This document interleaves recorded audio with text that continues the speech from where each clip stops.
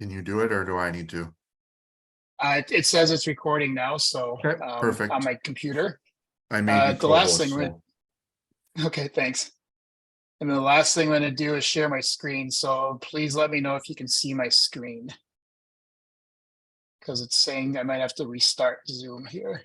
Yep. no, gotcha. I can see, I can see it. I can see it. Okay, perfect. All right, so we're going to work through the agenda that George sent out. And so first thing we're going to talk about here is the new rules for the upcoming football season here. So this is a PDF copy. I can certainly send it to you. It doesn't give a lot of detail on what the new rules are. But I think the biggest ones are going to be, obviously, I don't think many people care about the color of the towels necessarily.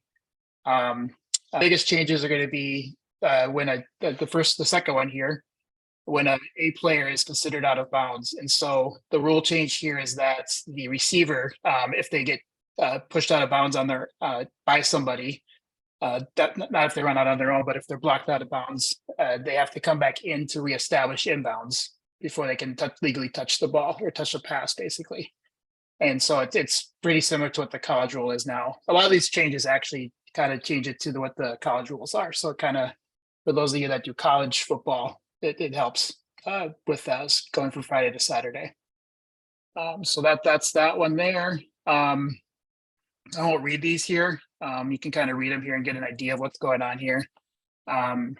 The intentional grounding is now ruled by federation rules. So this last couple of years or last year, the Minnesota, we had a experiment on the intentional grounding exception. So what that is under high school rules, if the quarterback gets out of the free blocking zone, basically the tackle box, and throws the ball to an area does not have an eligible receiver in it, as long as it gets past the line of scrimmage, it's not intentional grounding. It's, so like I said, we've had this at least for a year or two now in Minnesota.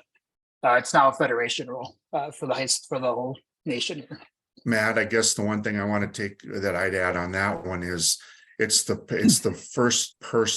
first and only person, as it Correct. says, to possess it after. So if they go pitch it back to a halfback, quarterback gets it, pitches it back, and he does it, throws it, he can't intentionally ground it. That's the main thing there. So yeah, thank you, Matt. And yes, again, that's now coincides with what the college rule is. The college rule has always been where it has to be somebody that takes the initial snap. High school did not have that until now this year, to Matt's point. The biggest change, I think, and the best change, I think, for this year is the penalty enforcement. So in years past, if an offensive lineman, let's say, committed a holding penalty 3 yards behind the line of scrimmage, that really became a 13-yard penalty for the offense, which with high school teams, most of them, that's really going to kill their drive if they have to go 1st and 23, let's say. So this rule change here, again, changes it to very similar to what the college rule is, where you're going to assess that holding penalty now from the line of scrimmage versus the spot of the foul. The screw them as much as you can, screw them as much as you can rule. So I think, like I said, this one's, in my mind, the best change here for this, so you're not penalizing the offense as much as we had been in the past. So. And that goes for all penalties that would happen behind the line of scrimmage, correct? I think there's some exceptions. College, I know, has some exceptions. I thought high school did too, but I'm not seeing it in here. Yeah, that's what I was. So I'll have to look at the rule book when we have it to verify that. But watch for that, I guess, change when we get the rule books here. So yeah, and then there's a couple other points of emphasis and stuff. Not gonna call anybody out, but I know the person helping the runner rule is on here. I know he knows who I'm talking about. So anyway, I saw he's on here. So are there any changes? I went through this a little quick, but there's not a ton of changes here, but I just wanted to see if there's any questions or anything on this.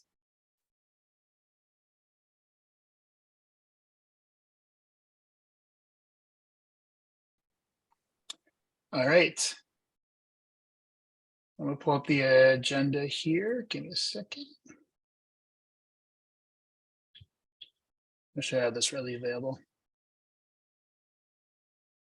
All right, so we'll jump into plays here now. So I have huddle here, so let me blow this up and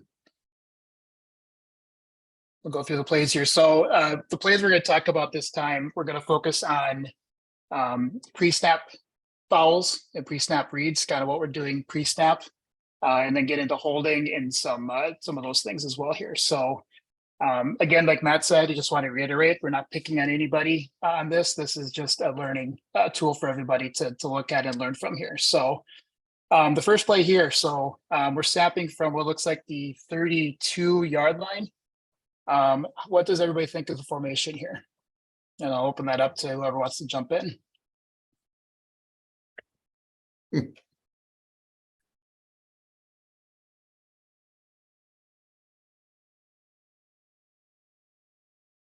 Okay, we're quiet here. So,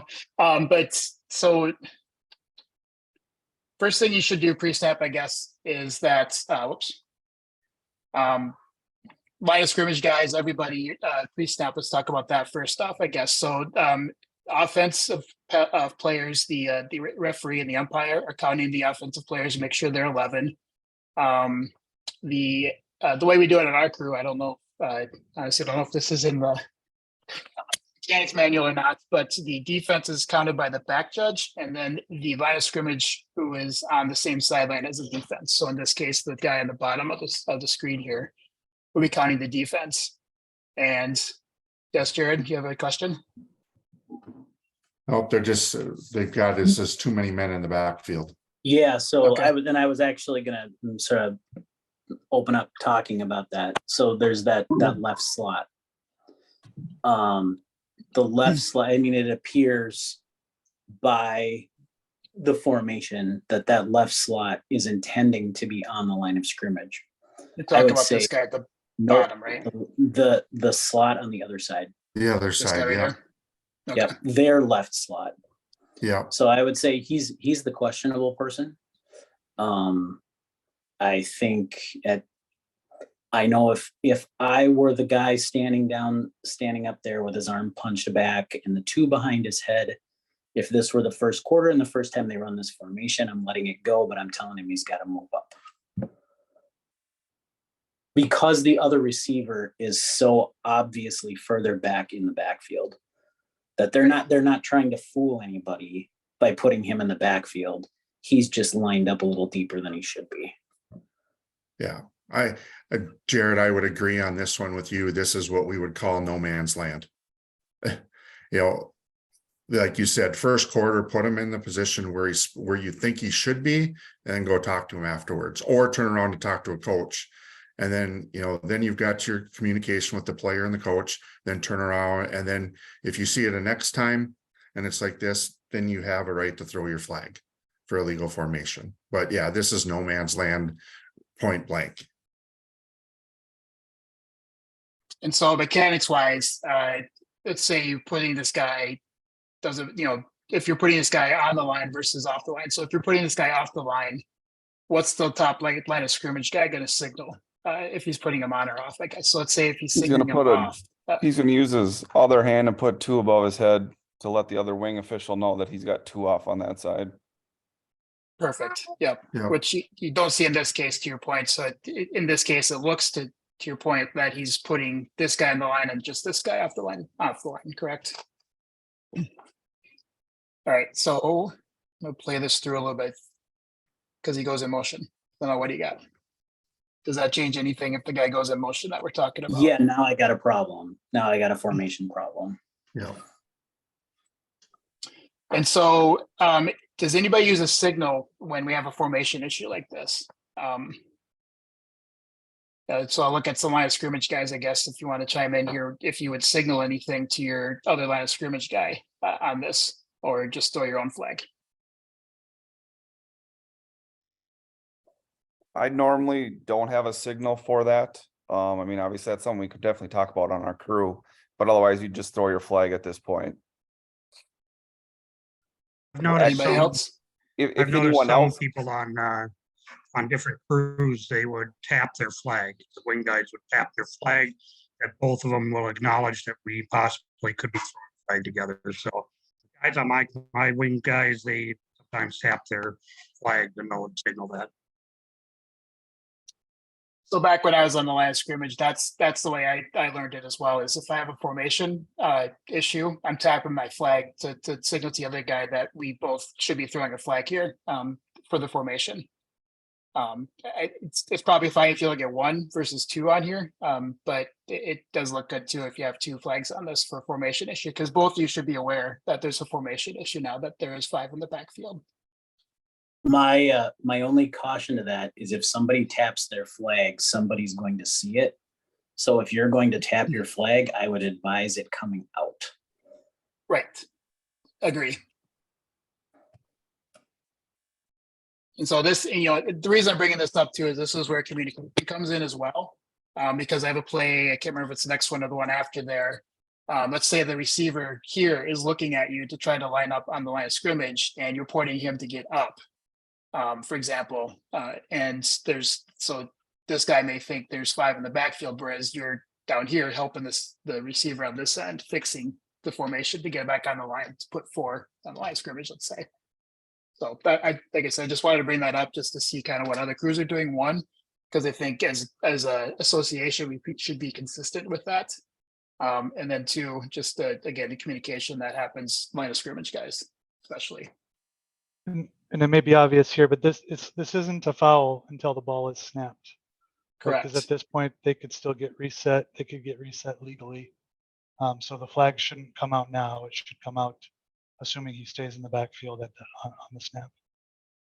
Yes, thank you, Gary. So in this case, that right there where the ball snapped, in this case, you would expect to see at least 1 flag, right? I'm just winding it back there. So the formate, what do you guys think of the motion here? Do you have any issues with him on the motion here? Possibly going towards the line of scrimmage? My vote is No, no he on didn't- that. I didn't think he he's- moved forward until it was snapped. Yeah, I don't think so either. And again, I'm not nitpicking that, especially in high school. But I agree. I don't think he's moving forward until the ball is snapped. All right. Okay, let's go to the Matt, next play. one point on this. Can you go back just before they snap the ball? Okay, so I'll chime in on a couple of things here. So obviously, we'll say the crew made everybody legal, okay, as far as 5 in the backfield or not. The rule book, and again, I haven't been deep in the rule book for 5 years, I'll admit that. But I'm pretty sure in the rule book, a player on the line of scrimmage cannot go in motion, be in motion at the snap. So at the top of the screen, if that guy that did go in motion, if he had him on the line, we definitely have a problem there, okay? And the other reason I bring that up is, let's say that person that from the slide, let's say he didn't go in motion, but the player at the bottom of the formation down here, okay, we have him legal. If he starts going in motion towards the center of the field at the snap, that is an illegal procedure penalty. A player on the line of scrimmage cannot be in motion at the snap. So multiple opportunities here to flag this play, obviously, but that's one that kind of gets lost in the weeds. That a player, a flanker out there like this cannot go in motion either direction if he's on the line of scrimmage and at the snap. So definitely we've got problems here. Obviously, when this guy goes back into the backfield and then in motion, we definitely should have technically really should have flags from both wings, but that's, I don't know if that was early. I can't remember if this was an early in the season or not, but I think that would, as it played out, I wouldn't hold off on that and talk to a coach. I would flag it because it's obvious at this point in time, they've got 5 in the backfield and there's no way you can make any of those guys legal. So. Thanks, George. Anybody got anything else on this play? All right, I will go to the next one I have here. All right, so this one here, so this is the play I was referring to here. So I'll just play it through here. You can see my comments on it. First off, watch how they line up. I'll pause it here again. So the ball is being snapped from the 34-yard line here. It's hard to tell from this angle, the formation wise. I'm just calling out because we'll show you what happens here.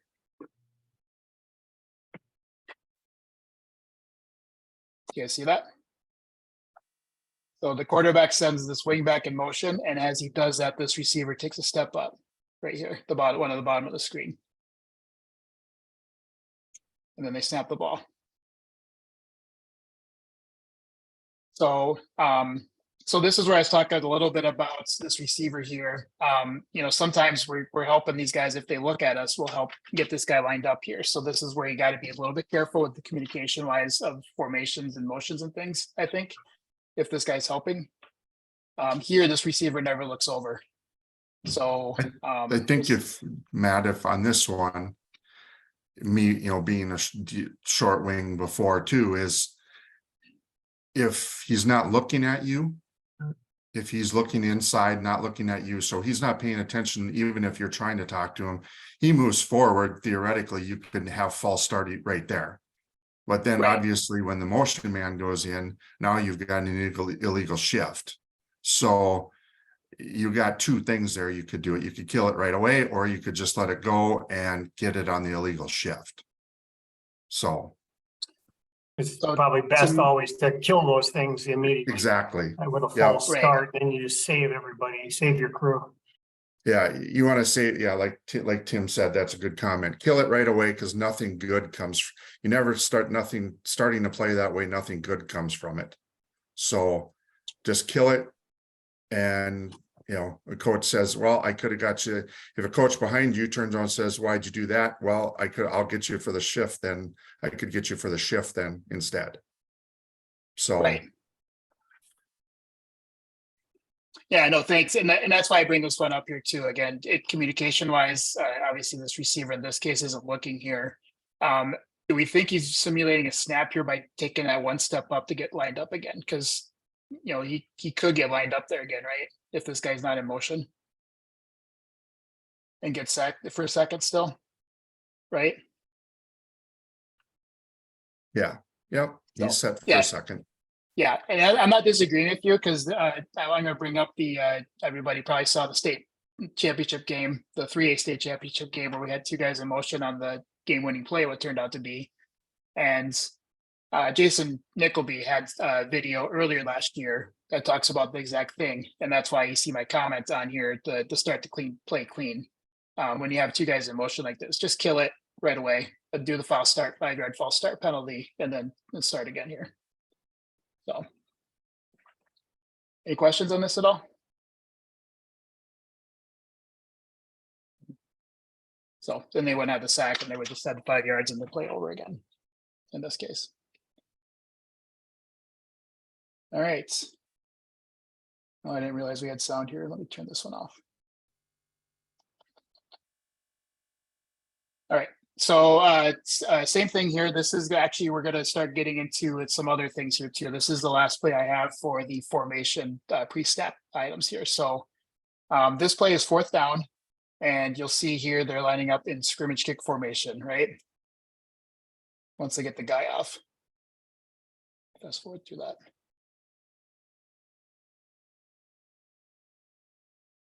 All right, so the wingback is here. They got 3 guys back here and a punter here, right? So there's 5 in the backfield. Anybody disagree with that at all? All right, so here again, this is the end guy on the line of scrimmage, or the guy on the end of the line of scrimmage is off the line. We would expect a signal here from the line of scrimmage guy to signify that, which would then get him counting and notice that there is 5 in the backfield here. So again, reiterate that the penalty for that is at the snap here because he doesn't get reset. So the ball goes. So the next thing I'm going to go into is on punts, scrimmage kicks. What is this line of scrimmage guy at the bottom of the screen doing? Guy opposite the chains or rough opposite the chains. What are they doing on a scrimmage kick? Release him at the snap heading down. Perfect, thank you. And he does actually do a good job on that, on this. I don't mean it like I just said it, but he does release right away. As you can see, he runs off. What are you looking for when you released on the line of scrimmage, from the line of scrimmage here? Are you looking at the ball, to the receiver getting the ball, or are you looking in for blocks and things in front of him?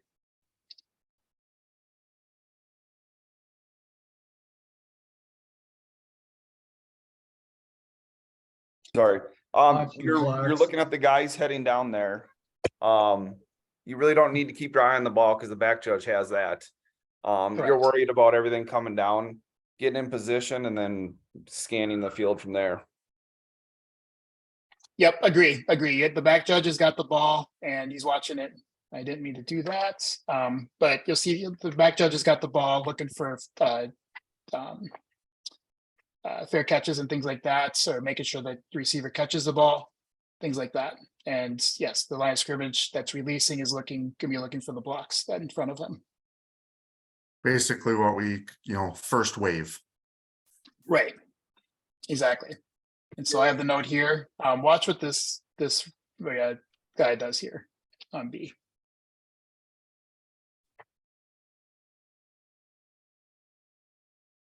What do you guys think of that? I'll play it again here so you can get a look at it. It looked like a nice tackle, man. Exactly. That's my thought too, that the guy he takes him down in front of him here. And so the line of scrimmage guy here should have a flag for that as well, correct? We think? I would agree. That should be a flag. So, now with the line of scrimmage at the bottom of the screen has 2 fouls on this play, correct? He has the formation, or he should have formation foul for 5 in the backfield. And he should have a foul for the hold in front of the returner. So mechanic wise, you've already thrown your flag at the line of scrimmage. What are you going to do to get the foul in front of the returner here then?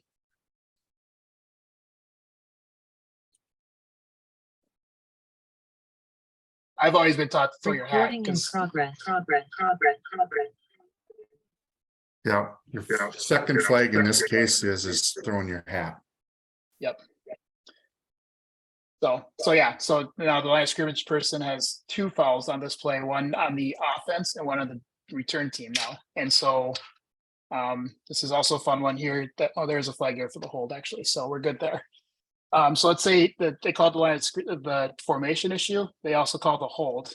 So you have a foul on the offense and the foul on the defense with a change of possession. How are we assessing these fouls?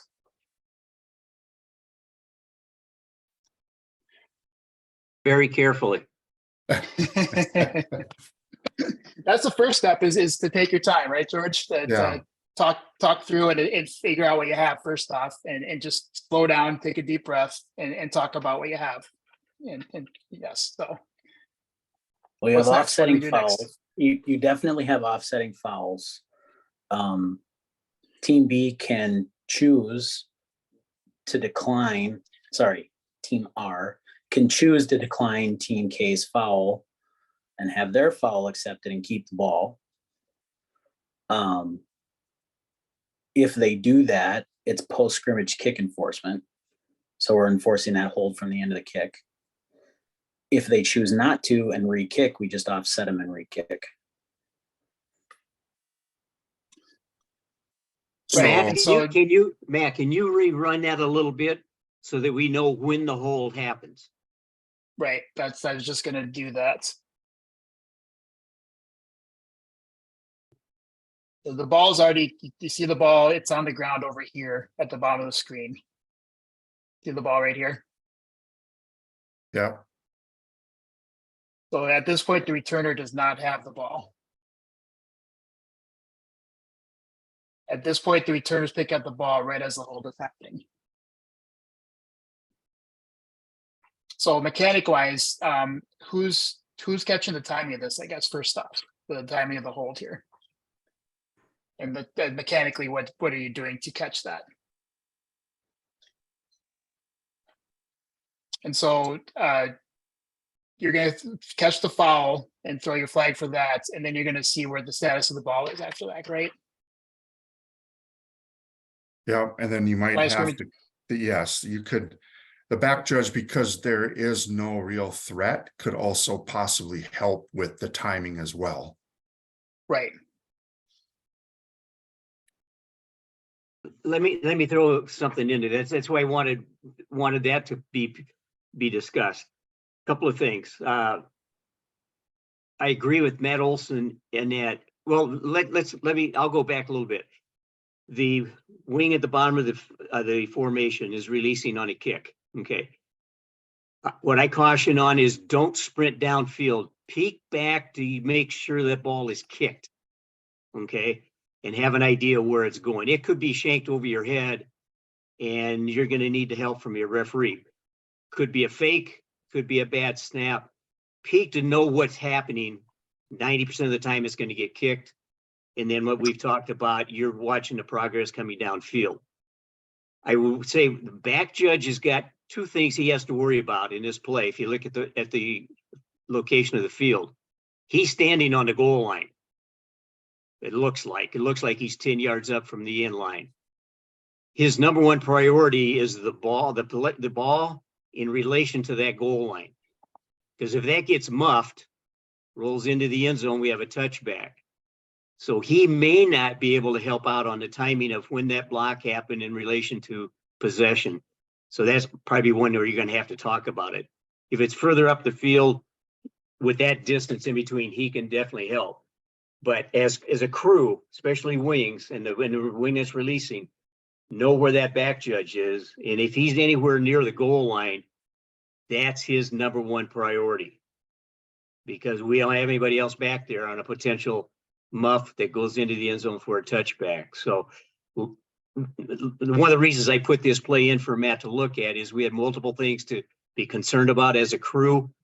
And that's where we all need to know each other's areas of responsibility on every play, and especially on kicks. I hated kick plays, and because too many weird things can happen.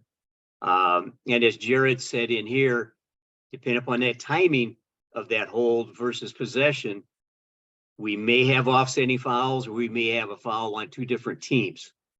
So that's why that all has to be discussed. And this is a tough one to get on a 5-man crew. And that's the kicking game. The players put us in those, not intentionally, but their actions put us into those hot spots because there's only 5 of us and it's a wide field. And so my thoughts on that, but that back judge has got to be cognizant of that goal line.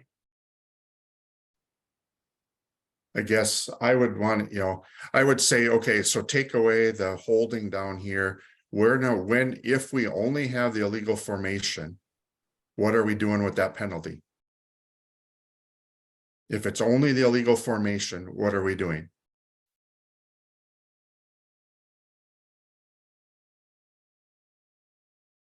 We don't have the hold. We don't have anything. We have a normal B gets the ball. We have the formation. What do we get? What do we do with that penalty, that for legal formation? Is it declined? White hats, jump in on this. That's what I'm trying to get at. What Yeah. are we doing? We can tack that on. Yep, exactly. Correct. That was a rule change, 2 years ago for high school? Yep. And trust me, I forgot it one time. Me as white hat, I forgot it. So, I didn't tack it on. So, yeah, you can bring it back. You can add 5 yards up the field for it. So, we just have to remember that.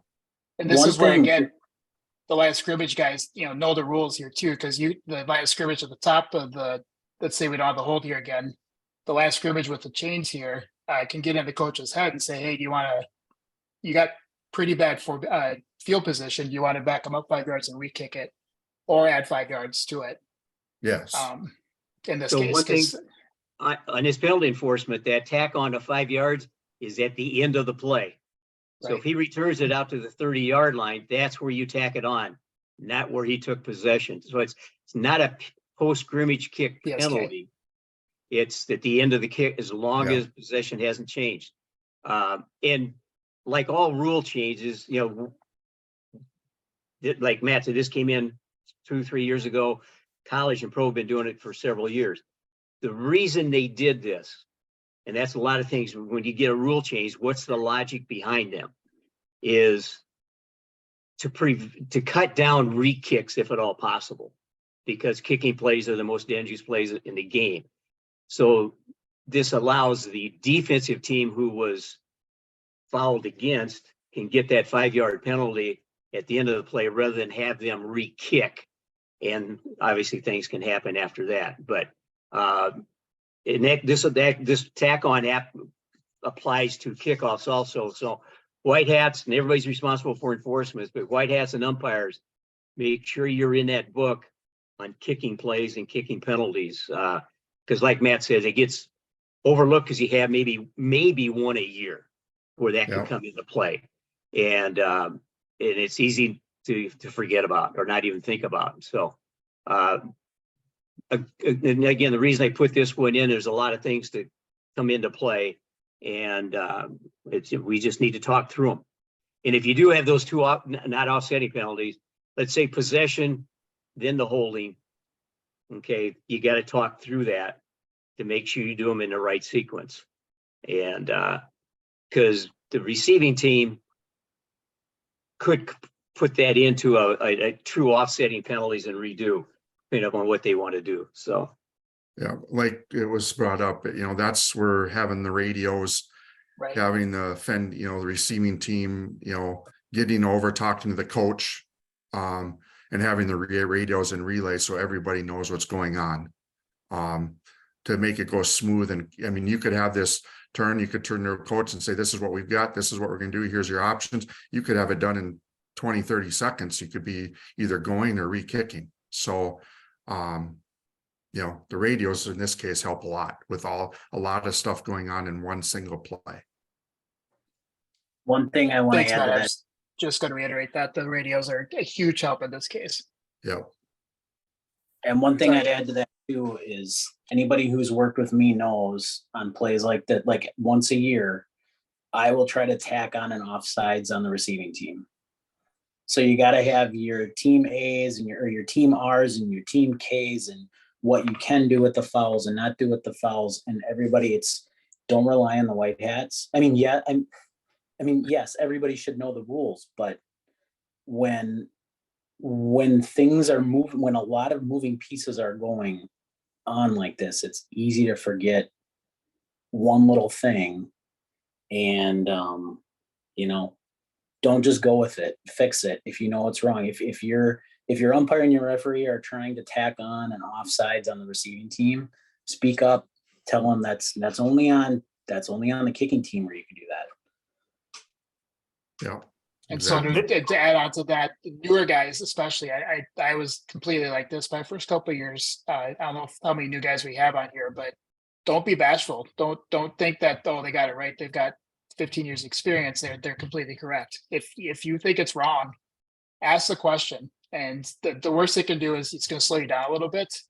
But the best is, it gets the white hat or the umpire thinking, oh yeah, that's right. You're right. And you get it corrected if it's wrong or anything like that. But don't just assume, especially new guys, don't just assume that people you're working with know the rules, because it's very easy to get caught up, especially to play like this, where you have a couple of different things going on and a couple of differerent things to figure out as you go in here. Speak up. It ask goes the back question. to, and it's been taught ever since, you're a team out there. You're one group, and if you think something's wrong, and then like again, it goes back to the radios too. You can say, "Hey guys, did we enforce this wrong?" And you could stop it real quick. It makes people start Right. thinking. So This was a great play, guys. Yeah. So For so many reasons, because it's a freak play. We can all say, it'll never happen to me. It's a once in a year deal. But it gets all of us thinking right now in the middle of June that this is one to study. I'll be the first one to admit I screwed one up again, Orono and Holy Angels 3 years ago. So because of this on a scrimmage kick, I tried to do something and we caught it at the end. Took us a couple seconds and a couple explaining to the coaches, but we got it right because I tried to do something. I tried to tack something on when I couldn't, and we caught it. So that was a crew save. My mistake, but a crew save. So anyways. Yeah. Anything else we want to talk about on this play at all? This is, the reason this is on is to think about all the different rules and things that can happen. you know, rather than get to August, your first game of the season, and have this happen, and you're like, oh, I don't know what to do here, or you mess it up. All Matt, I right. want to add one more thing that's really not part of this one, but we see it in front of us. So the position, location of the back judge. Okay. I've already talked about the goal line. So if the receiver's inside the 15-yard line up at the goal line, that's like, that's the most important spot on that play. The other thing is, and we got very good at this past year compared to the previous year. The back judge will always line up outside or between the deepest receiver between that receiver and the sideline where the chains are. Okay. Even if that's the short side of the field where they're kicking from, that may put that back judge almost on the sideline. The reason for that, and it gets back to our responsibilities, the official with the change is holding the line of scrimmage till the ball clears. That's why that official, the back judge, is on that side to be able to cover a kick out of bounds. The other side of the field is covered by the official at the bottom of the screen. Okay, regardless of where in the field the ball is kicked. So last year we had a few occasions where the back judge was lining up on the widest side of the receiver of the field on the receiver. They've got to be over there because he has no help downfield from that line of scrimmage official because he doesn't release until the ball clears. And again, that's where everybody's supposed to be, and they're positioned properly here. And I just wanted to point that out because we may not see that in future clips. And yeah, I agree, George. The back judge is already lined up on the goal line here because that's being threatened here in this formation of kicking from somewhere. But close enough that he's on line of scrimmage.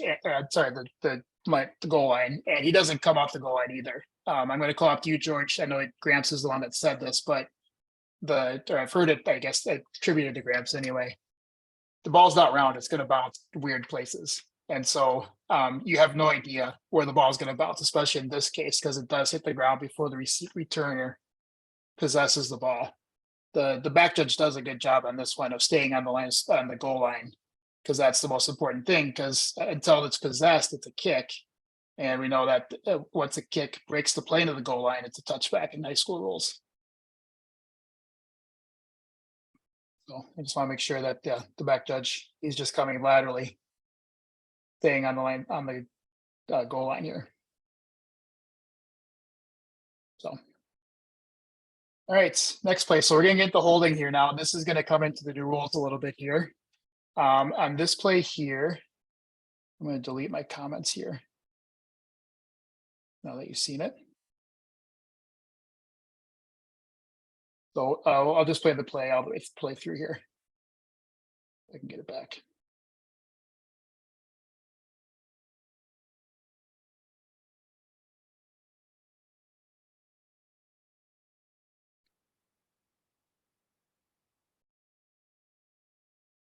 So right here is you're watching the right tackle on the top of the screen here.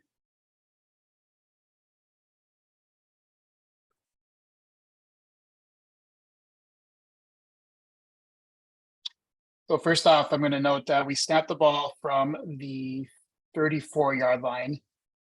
Second question is, does anybody have a problem with the holding foul on this?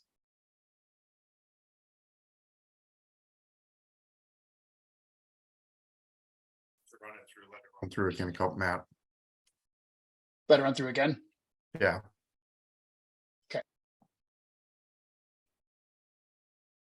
Let's let So it it's go all the way right through. tackle number 71, right? Yep. Yep.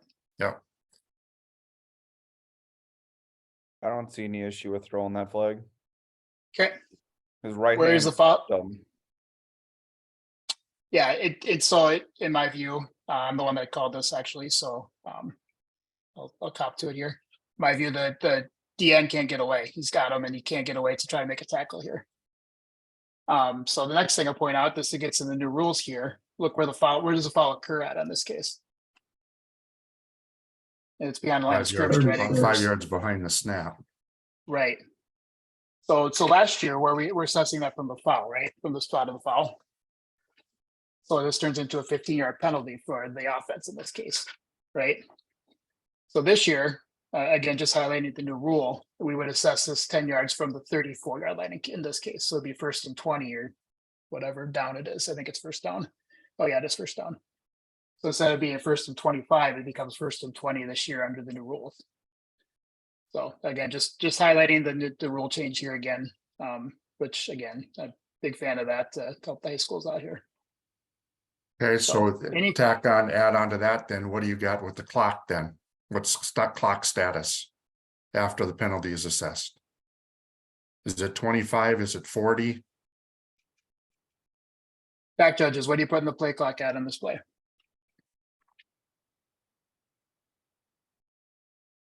Do we have any back judges on the call?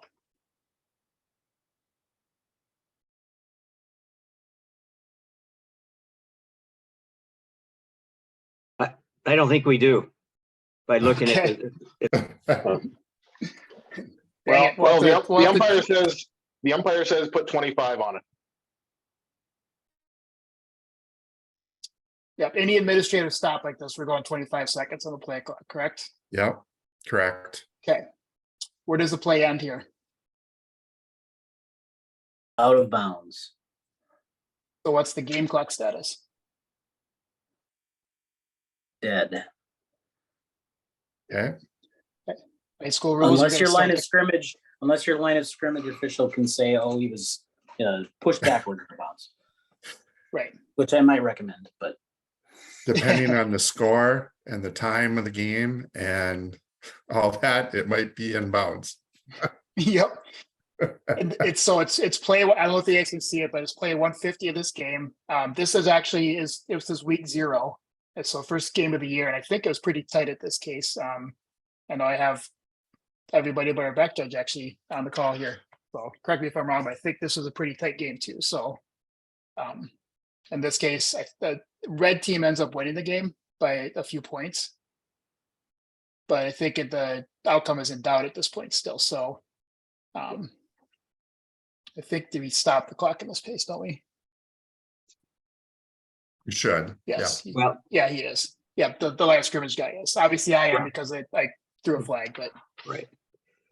Yep. So let me throw one thing in here that I hadn't really thought about as part of this play, but penalty enforcement. So the player that has the penalty, okay, now in this case it was a white hat, but let's say the wing had the call on this. Okay, the penalty plays over. First of all, you got to make sure you officiate the rest of the play. Don't throw your flags. Hey, I'm done on this play. The rest is it. The other 4 guys have to take care of it. Officiate the rest of the play.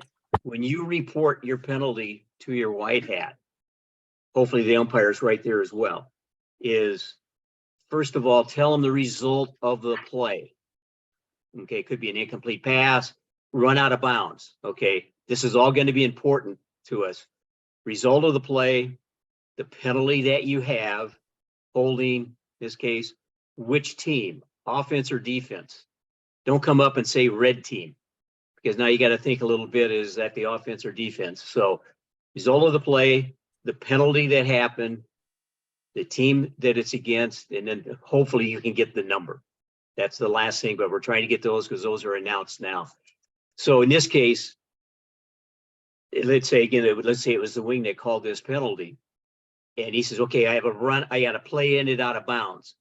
Right away, Matt, in this case, knows we've got a dead clock on the ready for play because the play went out of bounds.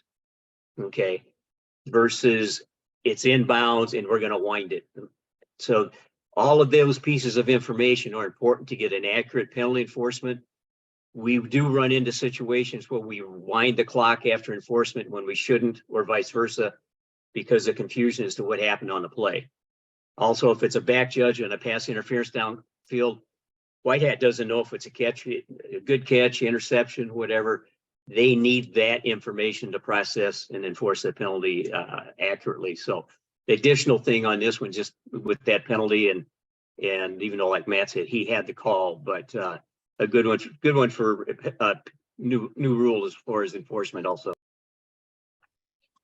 And then the last thing I mentioned too is mechanically speaking here again, this play ends out of bounds, right? So we have ball carrier for sure out of bounds. It looks like a couple other players in red out of bounds as well. So our back judge here in this case, watch what he does in this play. I know we don't have any back judges on here, but watch what he's doing here. He's getting over there right away to help clean up the play, right? I do a little bit less of a job on this, but again, be careful with these plays is my point, where you have opposing players in benches. You want to make sure, especially towards the end of a game here, if it's a blowout or whatever you have, make sure you're watching the players in the bench as well, getting that cleaned up before you go forward and start talking about the foul. To George's point, finish the play, which includes getting players up to their correct sides, and then go forward with what you have and what you're going to go with here. Yeah, because like Matt says, Anything else? you've got a few players, 2 or 3 red jersey players over there in an enemy territory. Okay. And if this is a close game or a blowout game, doesn't make any difference. Some cheat shots might happen. Okay. So you got to protect our first thing that we're out there for is safety. We got to be looking at it. Back judge does a beautiful job on this and getting over there to help. And because there isn't any other help immediate there for that wing. And there's a lot of players around there. As an aside on this game, this might be the play this happens. One of the box sticks got broken off. So his head for the rest of the game at one point is half the size of it. And we had a little person that was holding it too. So we had a little person holding a little stick. I think it must have happened on this play actually. So just thought of that. And that little person was not me. No, it was not George. So, all right, next play. Sorry, I forget what we have here. Oh, this is fun. Okay, so let's watch this play here. So this is another holding call that we have here. It's kind of a broken play in this case, but this just highlights the need for making sure you watch your areas, your keys, things like that, and don't get caught ball watching, I guess, in this play.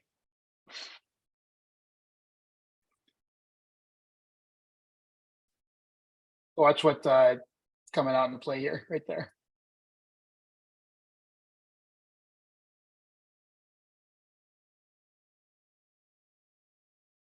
So we have a flag down at the 41-yard line here. I'll go back and replay it again here.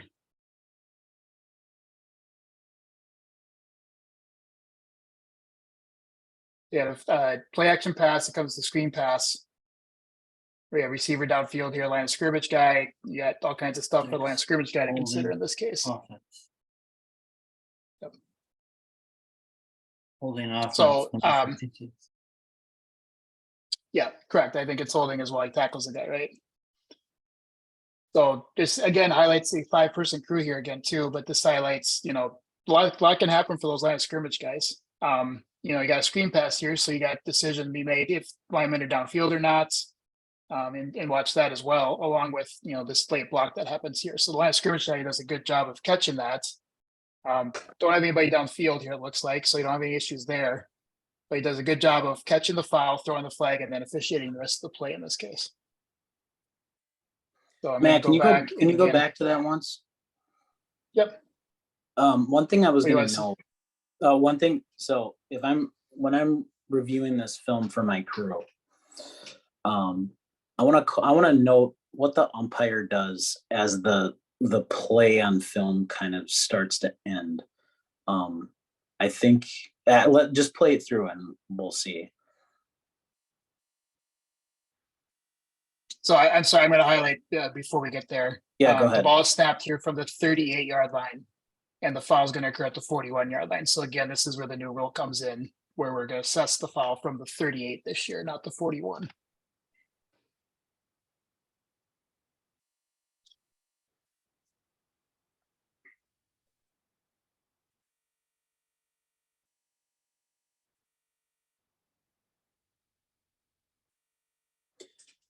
So part of the reason why I wanted to watch the umpire is, if you notice, the play isn't, the ball is dead, but the play isn't completely over yet. and he's already going to his radio and talking to his buddies. And we've got players on the ground who have tackled. So roll it. Just roll it. I'll tell you when to stop it. Okay. It's a comment about going a little too fast. And I'm guilty of this too, which is why I notice it. So right now, he's already going, and he was even doing it a couple of yards before that. So the play's over, and we've got people on the ground, and he sees the flag, and he's already going to what are we going to do with the flag?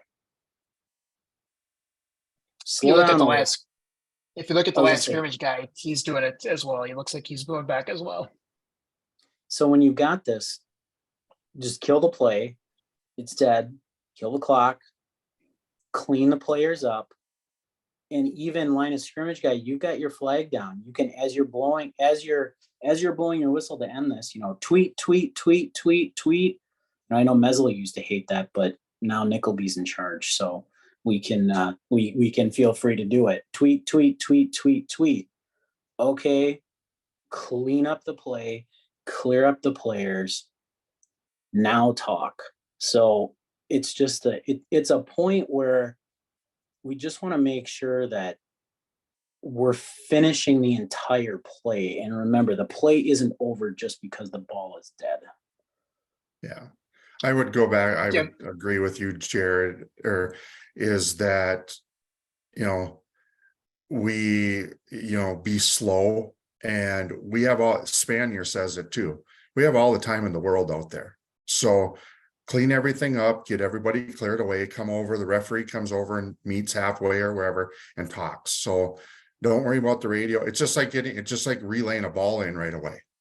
Oh, we got to get the ball, or, cut deep, and I'm going back to college where you're worried about getting the ball in right away. You got to be slow, take your time, Don't. assess what's going on, make sure there's nothing cheap going on, and then you can start talking and working through the situation. So just slow down. You have all the time in the world out there. Umpires on the call. Where are you looking at on this play? Or where should you be looking on this play right now?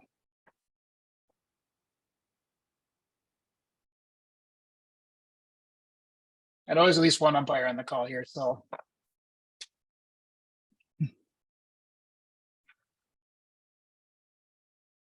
The reason I ask is I'm looking at the umpire's hat right now. And it looks like he's looking at the quarterback, and the quarterback's still in the pocket here. So this would be the referee's responsibility. So to me, and umpires, correct me if I'm wrong, please. But it seems to me you should be looking at the blocks out here, especially when there's this, ball coming over this way. You get some bunch of players in this way. I don't know why the umpire's looking at the quarterback in this case. Yes, the umpire's got the quarterback and he starts rolling to his left here. But in this case, the quarterback just went straight back, and it looks like the umpire's looking at the quarterback instead of the players and the blocks and stuff going on in front. Yeah, on a So, play again- like this, the umpire should be looking at those guys going out on the screen. Have the quarterback in the corner of your eye so you know where he's at, and he starts dropping way back that you can get out of his way. But until one of the defenders on your side starts threatening a quarterback, that's the referee's thing right there. It's great. The line of scrimmage guy got this, and that's great. If the umpire should have this as well. Thank you. That's gonna be my next question: is should the umpire have had a flag on this instead of with the line of scrimmage guy or instead of the line of scrimmage guy? Yeah. I mean, the line of scrimmage guy, the fact that the line of scrimmage caught that is great. But if me personally, if I was somebody who was grading this and there was no flag on this, I would say that the umpire missed it rather than the line of scrimmage. Yeah, I was gonna make the argument too. There's receivers downfield here, so the line of scrimmage guy's got this responsibility here as well. I'm not saying he's looking in the wrong spot here because of the linemen that are threatening the line of scrimmage. But there's other things for the line of scrimmage to worry about that the umpire, to me, probably should have caught this too. For one point, for the line of scrimmage folks here, at this point where you've got it freeze framed right here, the two guys that are standing at the 39, they're not doing anything. You don't need to look at them. your attention probably needs to focus to where, you know it's a screen, so you got to see where the receiver is. And, to be fair, at this point, the only one who's doing anything that needs any looking at is the guy who gets flagged for holding. Yep. I would agree wholeheartedly with that. The only threatened person is that person. And like I know Jason and Matt and Jared have been on different clinics, and one of Bill Lamonier's favorite saying is, "Don't officiate dead air." There's nothing there. Right. Don't be looking there. And one thing I'll add on this play, it's a screenplay that pretty well developed the way it's supposed to, but on passes, now players are in positions they're not normally in. And angles are different. And that's where you can get these holding calls or blocks in the back, because the defensive players are out of their normal position, and definitely the offensive players are out of different positions. And our angles are going to be different than 60% of the plays. So a radar should go up on that case too. Definitely on any broken plays. This isn't broken, but it's not a normal type spacing, and that's where you're going to get some issues. Excuse me, George, and everybody, just whoever the Samsung attendee is, could you please mute your phone? Thank I you. can mute it too. There we go. Nope. All right, I'll go to the next play here. All right, so this is going to be a defensive hold, I believe. So let's watch this again. Yeah, right there. Watch what this guy does here.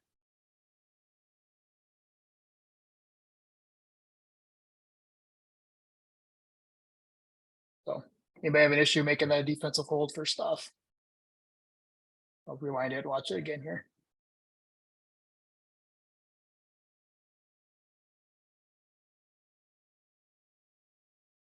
It's playing a little choppy, but if you say it's there, it looks like it's there. Yeah. It's definitely See if I can suspect. You can see It the was guy a right nice, there. it's trust me, Jared, it's a nice hugging him all the way down the field call. Where I have a freeze framed right now. I apologize if you can't see it, but the arm's going up and the shoulder's dipping at this point backwards towards the defender here. Yeah. So I guess first question is let's talk about keys in this case. Whose key is the guy? I'm going to go to the circle here. Whose key is this right here? Is this anybody's key? I guess first off, right here. Let's just talk about, so umpire, referee, you're looking at the line of scrimmage, the offensive lineman, so not them. Line of scrimmage guys, what are you looking at? Let's key on the one at the bottom of the screen here. We got trips to the side here. There are 3 receivers to the side. Line of scrimmage guys, what are you looking at? What's your key on this play?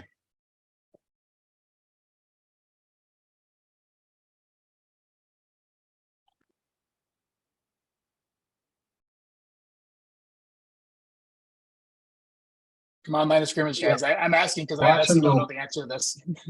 Watching the widest guy come off that line because he's being pressed. Okay. So does the back judge then have the inside 2 guys then in this case?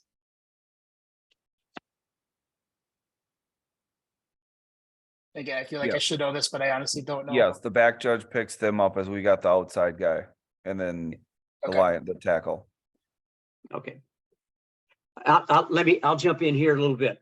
And I'll give you Nickleby's answer from a few years ago. He said, I don't care who is watching how you split those 3 guys amongst the 2 officials, as long as the crew knows what they're doing. Because there's different opinions. Should the wing have the white out and the back judge have the 2 inside guys, vice versa? As a crew and white hats that are on in your meetings, go over this stuff and make sure you have a set with plan for your crew. Who's got the white out and who's got the two slot receivers. Okay. So that we don't have one of 2 officials looking at the white out and the inside 2 guys do whatever they do here. Make sure you have clarified within your crew how you're handling this, and it can change with motion, so we know that too. But solidify it in your crew. Because Nickleby would say if he was watching this film, I don't know who's got what. And he said, I don't care as long as one person has two and the other one has one. Whatever they feel most comfortable with on their crew. And otherwise that is going to get missed. And this gets back to my harping, as you guys have seen on my game film observations, with the wings primarily watching the quarterback and the ball. That's totally going to get missed here because the back judge can't watch all three. So Right. as Matt mentioned earlier, don't be a ball watcher. And a play like this, I think Josh Beck mentioned it. Okay, the wideout is pressed. Okay, so let's say the wing has that guy. You know something's going to happen there right away because he's in press formation. And if he's back 5 yards, you've got a little bit of time to look at your tackle. But you know something's going to happen there. And even in the next slot guy in, the defensive guys are up on the line of scrimmage, even though the receivers aren't.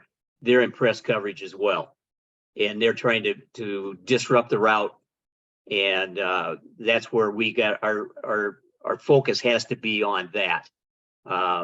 Because in this case, I be honest with you, I don't remember if this penalty was called. But it definitely should have been. And again, in our game, it's not an automatic first down for defensive holding. Probably stealing your thunder, Matt. I'll get out. No, you're good. You're good. Because the other thing I was going to mention too is again, this is where pre-snap comes in. Your pre-snap routine, get into this. Down at distance. What's the down at distance in this case? First off, obviously we don't know score situation or anything like that. It's play 105 of this game. Don't know the score or anything or where we're at in the game. But down at distance is we can tell that from the film. And it looks like it's 3rd and 6 in this case, right? So, even today in high school, chances are they're going to, especially with this formation, you should be expecting a pass of some kind in this case, right? So, and to George's point too, we got press coverage on the defense here, 3 to the outside here. So chances are probably pretty high unless they're signaling guy up over on the other side, the top side of the formation here, but he's pretty tight to the formation. Probably a pass coming to the side of the formation here at somewhere. So again, I'm just highlighting just to think about situations here, what to expect in this case here. It's probably not going to be a run with the formation and the down and distance. And then you look at your formation here at defense and offense, and to George's point, you got press. So chances are pretty high that once these receivers, especially that are off the line of scrimmage, come off start with the snap here, the defenders are going to get their hands on them right away. Otherwise, they wouldn't be in press coverage here, probably. Yeah. So I would also have to add, to go back to what George was saying, every crew does things different. Back judge, however it is, you make sure everybody knows the crew knows what's going on. So both wings and the back judge know what's going on, so we can catch this thing. But also, if you know your teams, obviously these guys got 4 wide receivers and they probably do it. So it's the type of teams, and we've all started to see the teams' new offenses and all that stuff. It's more wide open. So you got to make sure everybody knows their coverages. Same thing when people are going in motion, how they're covering and all that. It's a crew thing. Not all crews do it the same, but it's a pregame, everybody talking about who's got what and who's covering what. So people do catch these type of plays. And last thing, then, what's the penalty enforcement here? Let's say we call this. What's the penalty enforcement? What's the result of the play first off? And that got very choppy there. So, but it looks like the ball. I don't know if he caught it or not. Oh, yeah, the ball's on the ground there, so it's incomplete pass, right? Yep. And you got the back judge waving it off here, actually, too. It looks like. So let's say we call the foul. What's the penalty assessment in this case?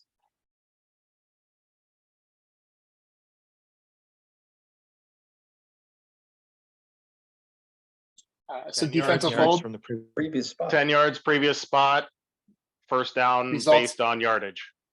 Yep, results in a first down, not automatic. All right, next play.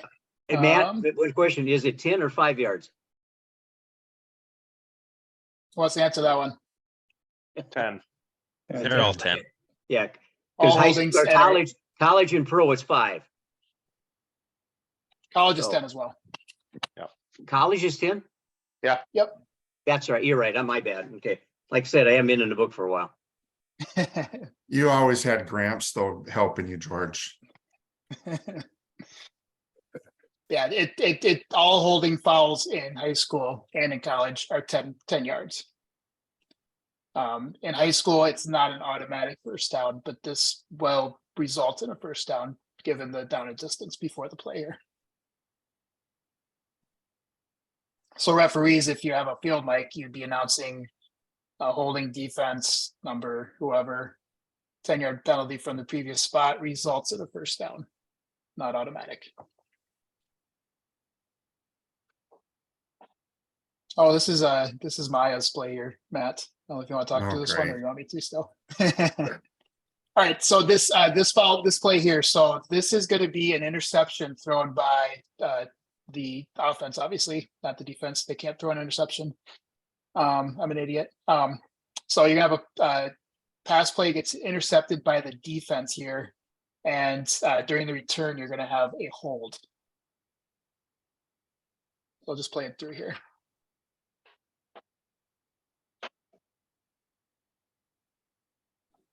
And so there'll be an end zone view of this because you probably, I don't know if you saw the action there where the hold occurred. You get a better view of it from the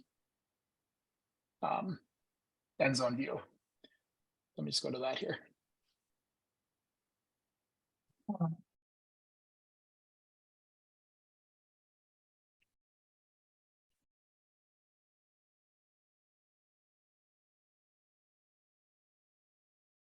So I kind of gave it away here. So let me delete that and you can kind of watch the play here.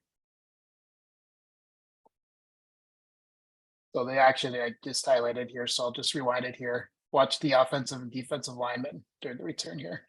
Don't watch the return.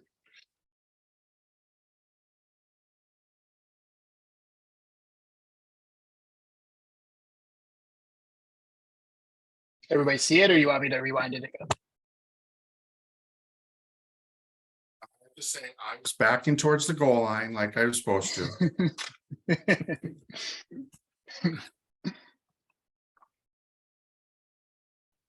Everybody good on the, did they see the action that's getting called as a hold here? Yeah. Yeah. Okay.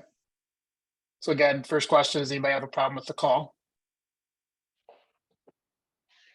No. In my view, the guy's tackling or grabbed him to get in front of him and then tackles him. So I think it's a good hold call.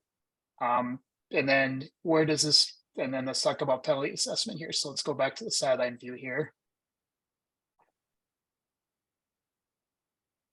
And you'll see the play, you'll see the foul right there at the 29-yard line. And the ball gets returned to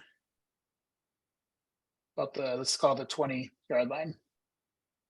And that's where they're putting it. So first note, I guess, is the umpire does a great job here of not watching the ball and watching the players and watching what's going on the play and not watching the ball, especially since the ball is 40, 50 yards downfield from him.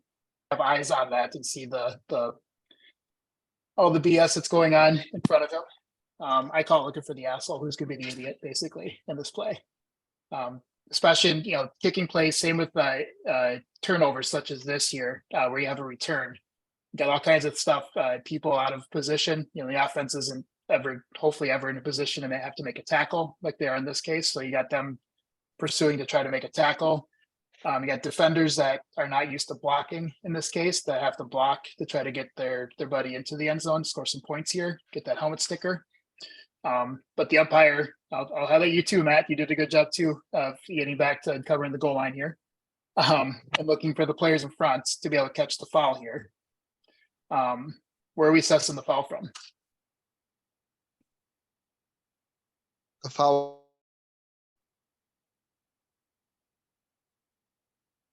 Not coming Where the again, foul Toby. occurs. The spot of the foul. Right. Yep, correct. So the foul occurred behind where the end of the run is at, right? So you're gonna go from where the spot of the foul. which in this case, I know Maya throws his, the flag gets thrown and hits some players and stuff, so in this case, you're gonna do your best guess of probably your best guess, especially since you're 30 yards from where the foul actually occurred in this case. You're gonna do your, I guess, best guess to where the foul occurred and assess it from there. How are you reporting this foul? What's the first thing you should do, I guess, in this case, on this foul? You know your flag hit a player. Are you just gonna leave it there, or are you gonna try to get it to where the spot of the foul occurred? I would say get the flag to the spot or nearest to the spot that you believe the foul occurred. And I would agree with that. The first thing you want to make sure is you got the spot of the foul before you go report it. And like you said, Rob, you're going to do your best guess to where, likely going to have to do your best guess to where the foul occurred in this case. Nobody's going to pinch you over probably even 10 yards in this case. Well, that might be a little excessive, but at least you're 5 yards. Nobody's going to bat an eye if you're 5 yards off from the spot of the foul in this case. In St. Michael's case, you're still going to have 1st and 10, right? You have the ball 1st and 10, no matter where we're going to put the ball down at. So unfortunately, you're going to have to do your best guess in this case because we don't have replay or anything like that to help us out. Maya doesn't have the best throwing arms, so Is that why you deemed a guy in this case? yeah.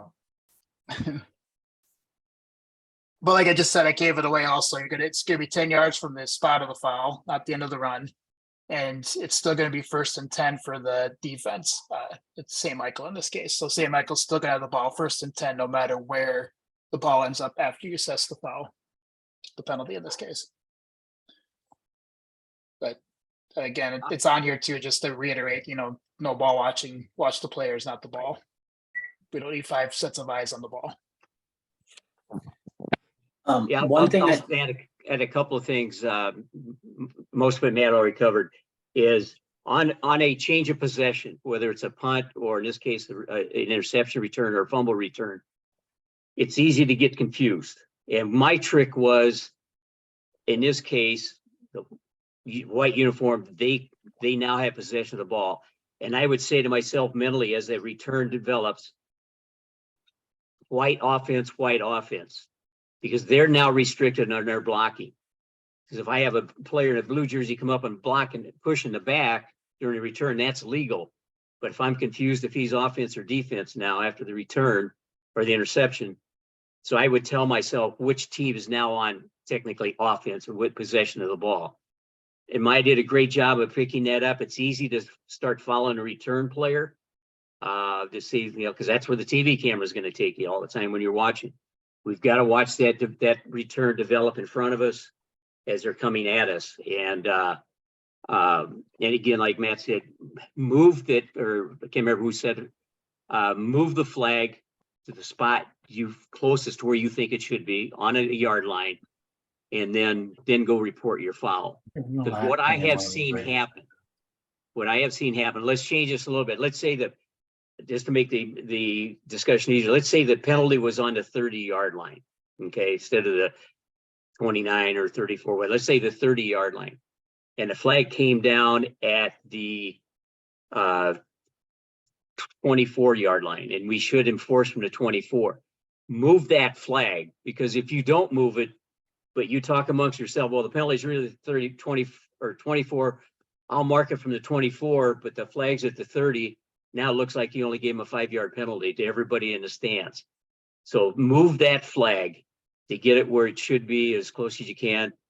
Or in this case, didn't happen. If we have 2 different flags for the same penalty, those 2 officials get together and get their flags together in one spot.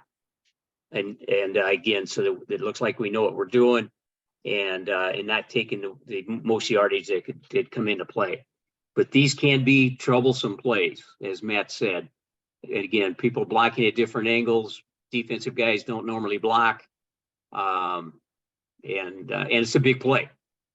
But the big return, and again, we're early in the game 34, probably still in the first quarter. But again, we gotta catch that, and that's an easy one to miss. In the middle of the field with a lot of players around. And again, Matt Olson in this case, and Jeremiah Miller, they were watching where they're supposed to be watching. So I'm gonna throw a hypothetical out there. Let's say there's no foul on this play. Say Michael picks the ball off, returns it, and then they fumble the ball back to Champlin Park. What do you have? I guess that's what do you have as a result of the play? First off, the reason I bring this up is we actually had this in a state quarterfinal game a couple years ago. Because St. Michael gained possession, you got 1st and 10 for Champlin Park. Correct. What's the clock status? Both play clock and game clock. Be a dead ball on the snap when the clock would start. 25 seconds. What's the play clock? Incorrect in both cases. It's just a 1st and 10 play. So it's 1st and 10, 40-second play clock, live clock. That's why I bring it up, because you don't see it very often at all. I think that was the first time we saw it. In our case, we had a PA guy say, I have no idea what happened there. So we had to explain it to everybody, but it's good. You have to know those situations because it might come up. And that's why I highlight it there. Even though there was a change of possession, it would go to 40 and not 25. Correct. There's no change of possession because the Champlin Park has the ball at the end of the play. But by rule, there's no change of possession. The only So time we go to 25 on a change of possession is if team B gains possession and is next to snap the ball. Correct.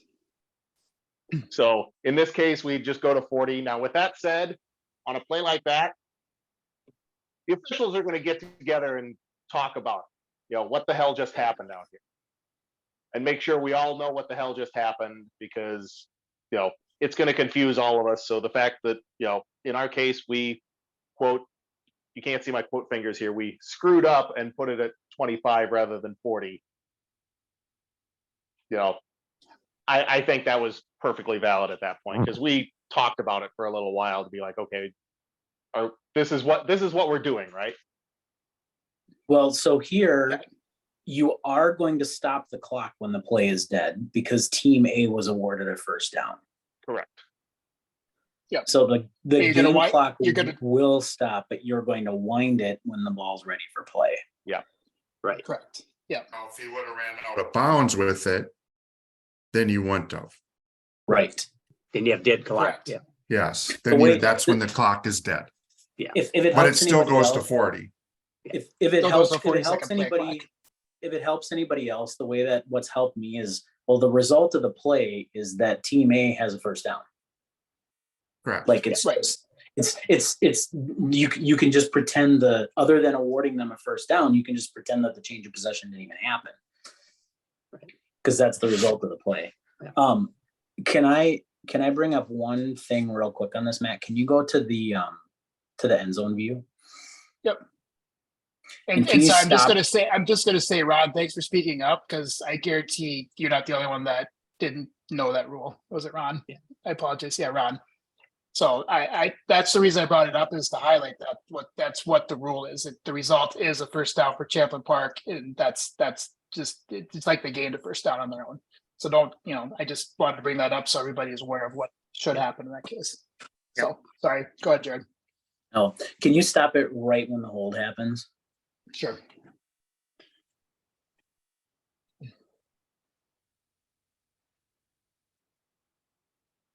And the reason I bring this up is over the last probably 3-4 years, anybody who's worked with me knows I try to use almost any excuse I can to not throw a hold. So right there when the hold happens, where's the ball? It looks like it's this guy right here running up the sideline, Yep. right there. So I'm not saying you shouldn't throw in this hold, because this is definitely a hold and I think it should have been thrown. But right now you've got the hold and it's kind of like hockey. Just have it in your holster. Because if he gets tackled in the next 5 or 10 yards, maybe you didn't need to throw that. It didn't have an effect on the play. It happened way up, because all you're going to do is tack a nobody cares 10 yards back on something that didn't even really matter. So because he gets this back up there and that guy had a chance to make the play, boom, now you got a foul. So it's the idea of go slow. Definitely go slow. See what you have. Okay, he's not close yet. He's not close yet. And as soon as he then gets over there, boom, now I got it. Stuff way over my head. Yeah. I'm getting it, I'm learning, but. Hey, Jason, you might want to throw yourself on mute. No, I think to piggyback on Jared's situation or that kind of What you mean? philosophy is, you can have somewhat of a late flag on that kind of play because they're still running. You see the foul. And does it affect the play? Probably not until at this point where you're a little closer to where the hold happened rather than 15 yards ahead of the play before it happens. So you can always have, like Jared said, be ready to throw that flag, but kind of you can have a late flag come in on that situation. I mean, I'm gonna chime in, yeah, this is my crew, but if you look right there, Jeremiah hasn't thrown a knows, flag you yet. can see it. I'm not trying to defend Jeremiah at all because it's a great point. You can see he hasn't even, he's looking right at it. He know that there's a flag there. He hasn't even reached for his flag yet. So Right. he's watching it. He's watching it like everybody says. If he gets tackled right there, our crew philosophy is just like you said, Jared, is don't throw this. It's a flag. We saw it. Yes, we saw it, but it's not really gaining anything. Now, Jeremiah notices the runner is still running away. Now he's coming up there. Hey, I've got something there because he could have made a play. And so, I mean, it's being observation of everything, like everybody's saying, is if he's tackled right there, hey, Jeremiah's, nobody knows he was even thinking about throwing it, but now he's loose and he's going to come that way. Hey, now he can reach out and throw it. So yeah, I agree with 100% with what Jared is saying on this. Just be observant where the ball is. Yep, and Jeremiah did a great job on this. I threw it out there for other No, people it's a great who maybe teaching hadn't thing. seen this. It is. It's Yeah, a I'll great add- teaching thing. I'll add in there, like Spanier said in all the clinics I went that he was at, you see it and you hesitate and he says, I think it's a foul. I think it's a foul. It's a foul. Yeah. Now let me change this foul from a hold to a low block. You're not thinking about it. You're throwing it. That's a safety foul Yep. and you got to throw it. So it depends on what the foul is, as well as the effect on the play. A safety foul, if that's a illegal low block, you're not going to pass on that at all. So George, you want to highlight what you consider a safety foul in this case? So you've got low Okay, block so already. safety foul would be definitely a low block, because now on a return, change of possession, no one can block below the waist. Okay. A block in the back, I would not call a safety foul. Okay. So safety fouls typically are 15-yard penalties, and blocking the back is 10. It's I would not call a crackback block. Definitely would call that. Yep. Even if Blindside the block. runner, blindside block, crack. back. Yep. Even if even if the ball's not in the area and affect the play. So those are the safety related ones that we have to get, because those will really irritate the heck out of a coach. And they're easy to miss. Yeah, thank you, George. I was just highlighting, safety fouls, somebody could really get hurt, like a blindside block or a block below the waist. Yeah. Well, Matt, do we want to keep going? We're coming up to 8 o'clock. I think all we have left is 2 plays for timing, so I think we're sitting pretty good, actually, if you guys Okay. want to stick around for a couple more things here. These should go pretty quick here. So there's 2 plays here for timing. I just want to talk about timing. We've talked a little bit about it, but just to highlight again, just especially for the new guys that are new to this, I guess. Change of possession in this case. I think there's a turnover on this play. And so at the end of the play on a turnover, change of possession of some kind.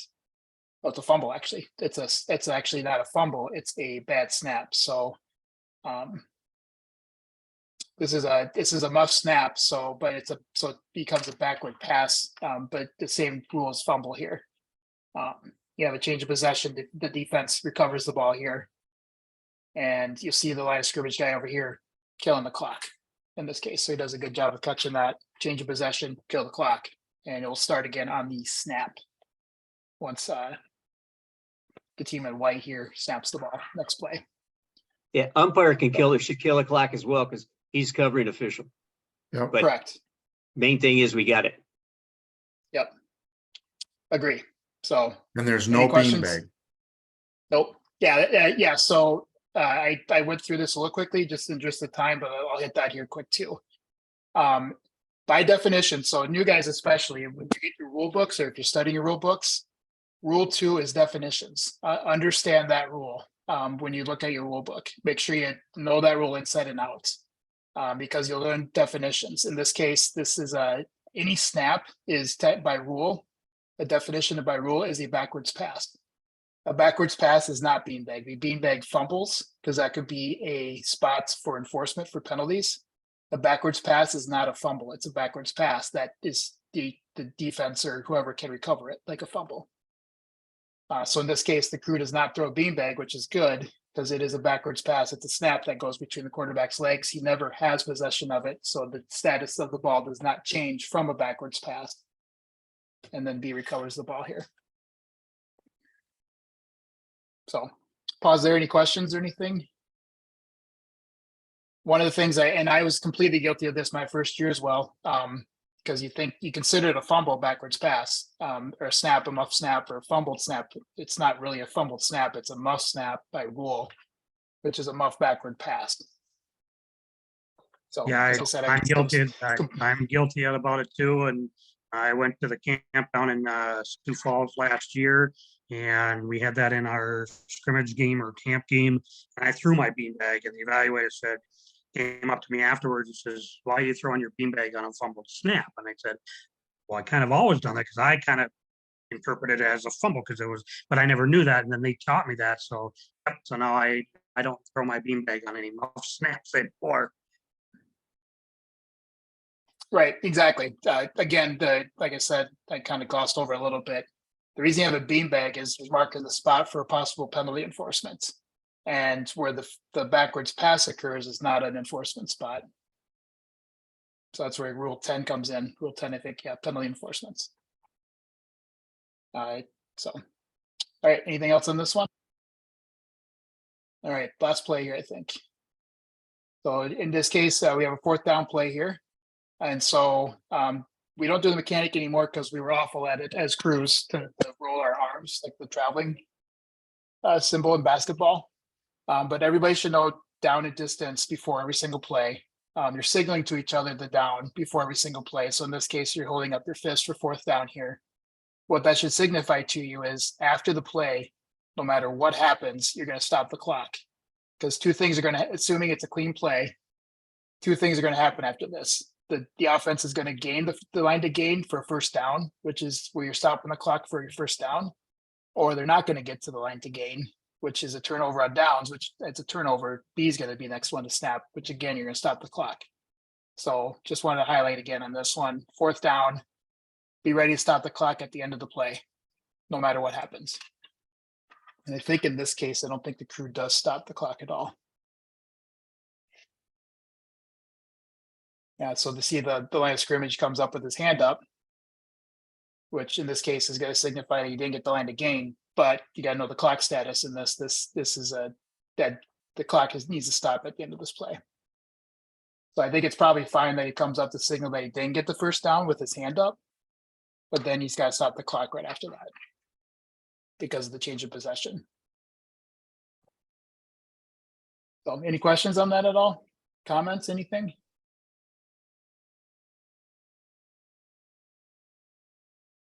All right, any general comments, questions, anything anybody wants to cover right now? We're about 4 minutes long is also, I think we did pretty good here.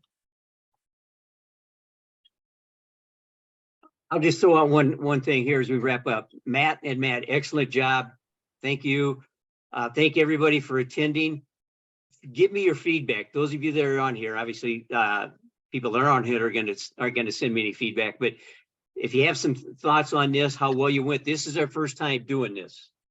And Matt did an excellent job on it. We want to keep improving as we go. Give me your thoughts, pro, con, sideways, whatever, and just give me some feedback on it. We have another one in a month, And we'll, any improvements, we'll incorporate that in the next one, but, Matt, excellent job. I guess I'd also add in there is if there, I know George had sent out kind of a list of what we're gonna talk about at the next session, but if somebody has something that they really want to talk about, send that to George and we can work that out too. You know, or, you know, Matt's the video, Matt Papke's the video guru guy. So if we have certain plays, if somebody wants to see something, you know, let us know and we can definitely try to incorporate that. But again, thank you everybody for attending. You know, it's good to start thinking football when we're basically 2 months away. So everybody, as Matt said at the beginning, I am the football clinician for Gopher. I'm giving you, everybody, my cell phone number. If you have questions, feel free to text me. Probably is a better way to go. Don't just call. I also have 3 kids that are at basketball and soccer right now. So I may not get back to you right away, but if you have questions, comments, concerns, anything, let me know. And that goes for now, that goes for during the season, anything like that. And I gave you my email address as well. So anything that comes up, questions about this, anything in general, let me know. Be happy to help.